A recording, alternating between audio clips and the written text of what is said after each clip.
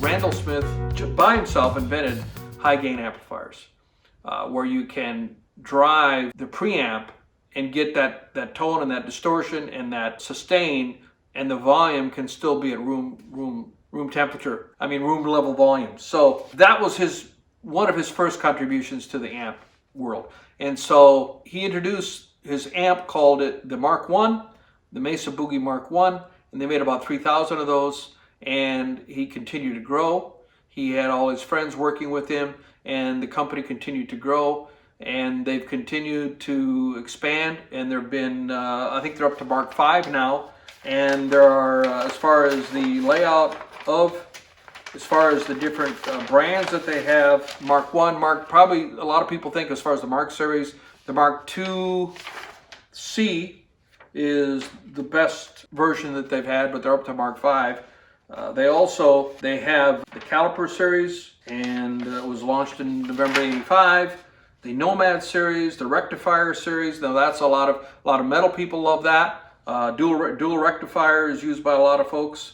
The Express series, Atlantic, the Electrodyne, and there's some others like the Lone Star, and then the Road King. I have a Road King, and I'll show you a little bit later, which is designed really to be a analog modeling amp, and it's got 4 different channels, and each channel you can choose your 6L6s or your EL84s, or you can combine them. The 4th channel you can put, I think it's 6 EL84s and 4 6L6s and combine them. You can also choose which rectifier. Do you want a tube rectifier? Do you want solid state rectification? And there's so many knobs on this thing. I'll show you later. Mesa Boogie definitely has a reputation for being top class amplifiers, and I think Gibson did a great thing acquiring Mesa Boogie.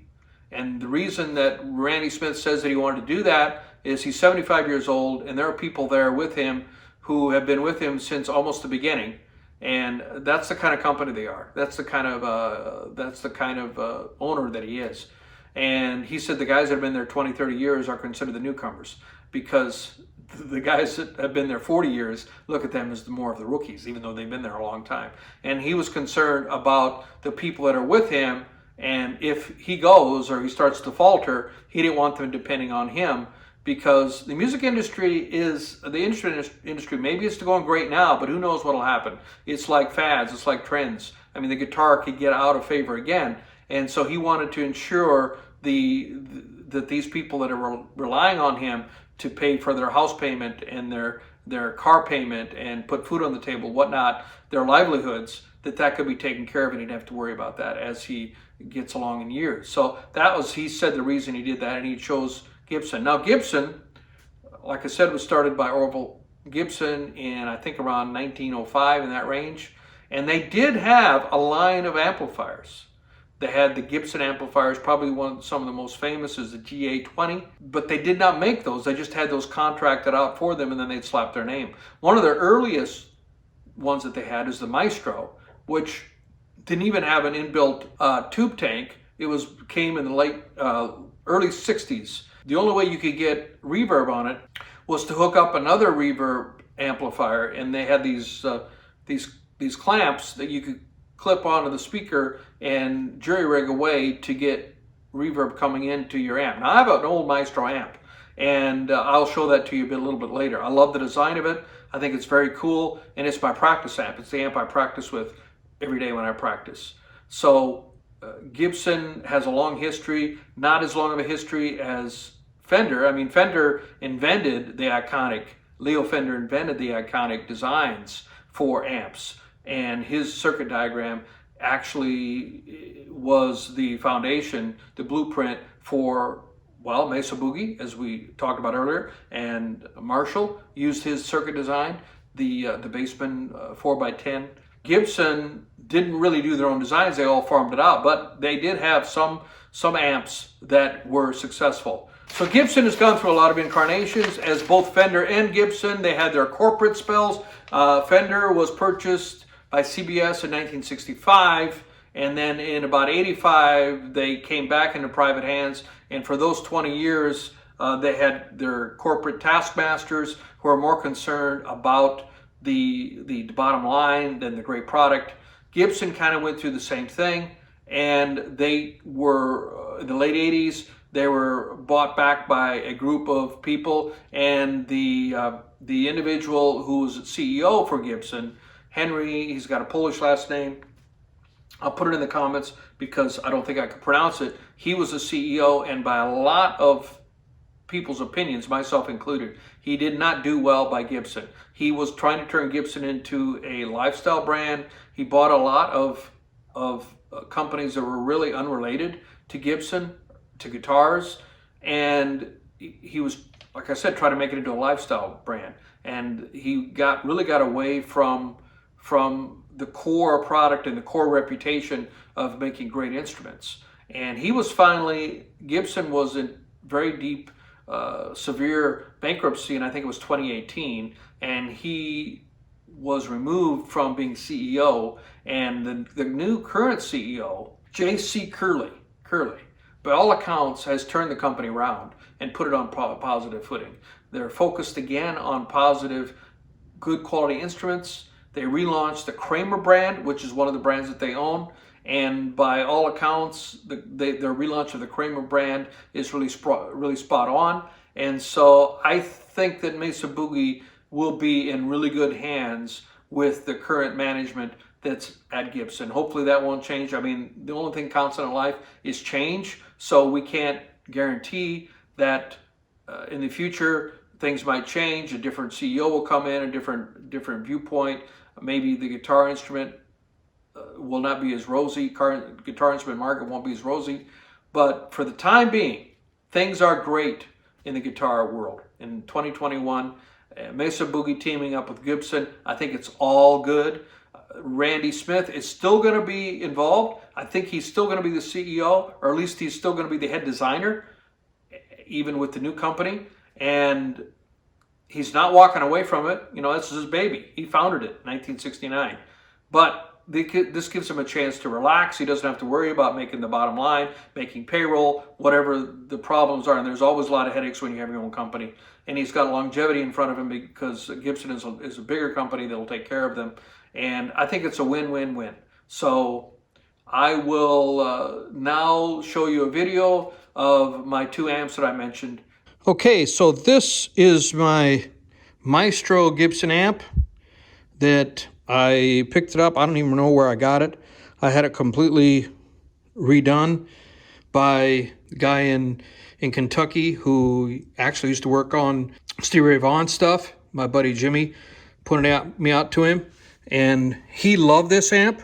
I had him work on about 10 amps, and this is the one he couldn't stop talking about. And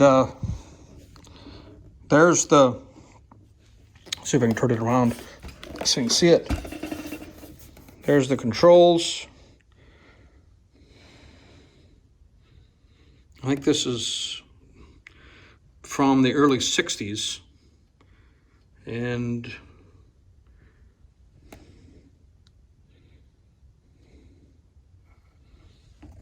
it's got a pedal down below.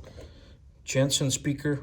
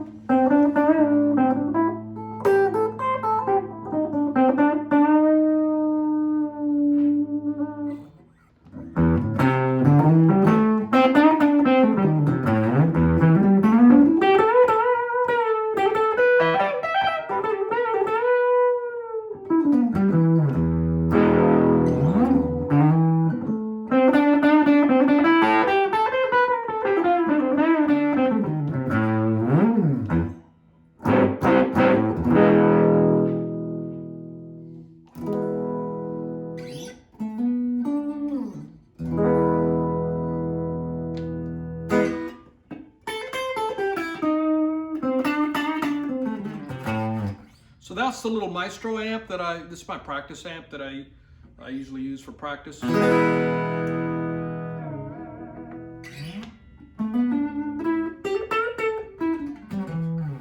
mean, it's noisy.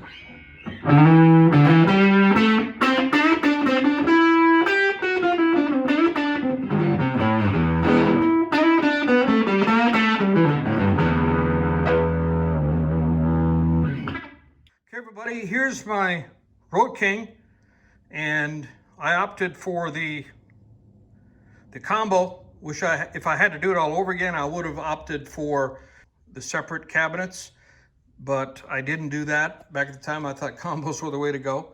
Here's the control for it. It's got so many, so it's got 4 channels, channel 1, channel 2, channel 3, channel 4, external trigger, reverb on and off. I always leave the reverb on. Loop 1, loop 2. That is because it's got, back when this was made in the early aughts, I mean loops, internal loops, effects loops I should say, was a much more of a common thing today. Here's some of your settings. You can go clean, fat tweed, clean, fat Brit on the second channel, so they're not all the same. So you got your gain, your treble, your mid, your bass, presence, master, and then now we're on to the channels 3 and 4, and then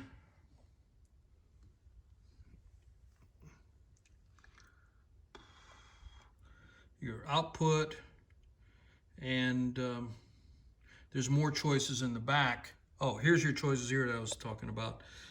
For the channel 3, you got raw, vintage, or modern, and then you've got the same choices for channel 4. So you can choose 6L6s and EL84s. This has one of the speakers is broken in, and I need to get it fixed, especially now that this has got me talking about Mesa. I want to get this thing going again. I chose the color scheme. This was a custom order. Well, they make them, but they didn't make them per stock to sit in a store, because it was, they're top of the line. And so that's my Road King. It's supposed to be an analog modeling amp. Everybody, this is Tim Wolf. Thank you so much for watching my video. Please go to the link down below in the description. There's a Bitly link. Listen to my music at Spotify. I appreciate it very much. It means a lot to an artist if you follow them. If you would be kind enough to like the video if you enjoyed it and share it with your friends. Finally, be sure to subscribe. And also there are other videos on this screen that you can watch. And I'll see you next time. Thank you so much.